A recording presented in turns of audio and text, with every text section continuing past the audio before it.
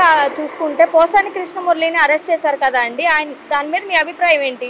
పోసాని కృష్ణమూర్తి గారు ఆయన వల్గర్గా మాట్లాడడం ఒక అంటే పార్టీలు ఉంటాయి పోతుంటాయి ప్రజాస్వామ్యంలో, ఇది కామన్. ఈరోజు మేము ఉండొచ్చు, రేపొద్దుట వాళ్ళు ఉండొచ్చు, కానీ శత్రుత్వం అంటే మాట తీరు అనేది ఆయన ఏ విధంగా మాట్లాడారో మీకు కూడా తెలుసు. ఆయన్ని ఎవరినైనా ఈ స్టేట్లో అడిగితే ఎవరు యాక్సెప్ట్ చేయరు. ఆయన మాట్లాడింటే వల్గర్ వర్డ్ కానీ ఎవరైనా తల్లిని ఒక అదర్ అంటే ఆ గలీజ్ మాటలు మాట్లాడకూడదు కదా, మిస్బిహేవియర్గా చేశారు కాబట్టి ఆయన్ని లోపలికి వేయడం జరిగింది. కానీ ఆయన అంటున్నారు చట్టపరంగానే లోపలికి వేశారండి ఆయన్ని. మరి ఆయన అంటున్నారు కదా, నేను నా స్వతహాగా మాట్లాడలేదు, ఎవరో చెప్తే ఇలా మాట్లాడాను అని చెప్పేసి. అది అయిండొచ్చు. ఆయన ఇప్పుడు ఎవరో చెప్తే మాట్లాడాను, ఇప్పుడు ఎవరో తప్పు చేయమంటే చేయకూడదు కదా, తప్పు నేరం ఒప్పుకున్నట్లే కదా ఆయన.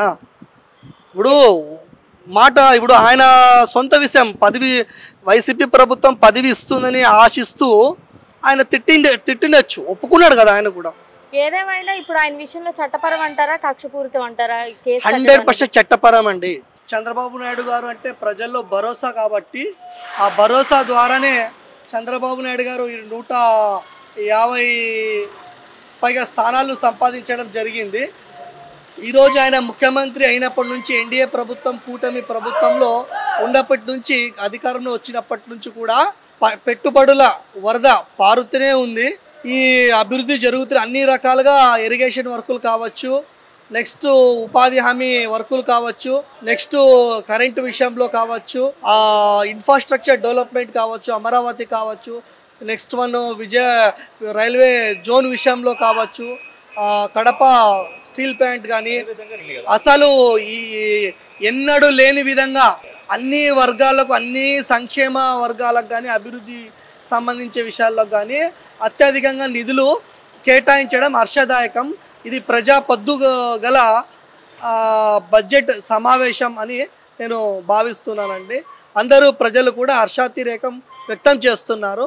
అంటే ఈ మే నెల నుంచి స్కూల్స్ స్టార్ట్ అయ్యేలోపు ఫస్ట్ విడత అనేది స్టార్ట్ అయిపోవాలి, తల్లికి వందనం అని అంటున్నారు కదా అండి.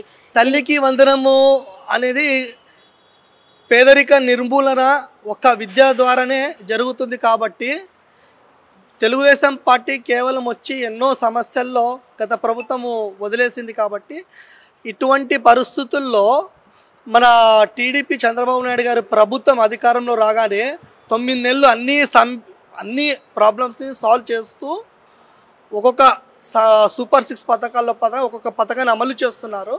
కాబట్టి 9 నెలలు 10 నెలలు కావస్తోంది. మే నెలలో ఖచ్చితంగా ప్రతి ఒక్కరు ఇంటర్మీడియట్ వరకు కూడా ఇస్తామంటున్నారు. ఇంటర్మీడియట్ విద్యార్థులకు కూడా భోజన వసతి సౌకర్యం కల్పిస్తున్నారు.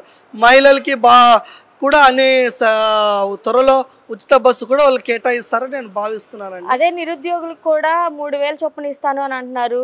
నెక్స్ట్ రైతు భరోసా కూడా సంవత్సరానికి 20,000 చొప్పున ఇవ్వాలి అని అంటున్నారు కదా అండి. రైతులకు కూడా ఖచ్చితంగా ఇవ్వాల్సిన అవసరం ఉంది. వాళ్ళు కూడా మే నెలలో ఇస్తామన్నారు రైతులకి. నెక్స్ట్ విద్యార్థులకు ఇద్దరికి పెండింగ్ ఉంది కాబట్టి స్టేట్ లెవెల్లో ఇష్యూ ఉంది, నేను లేదనడం లేదు.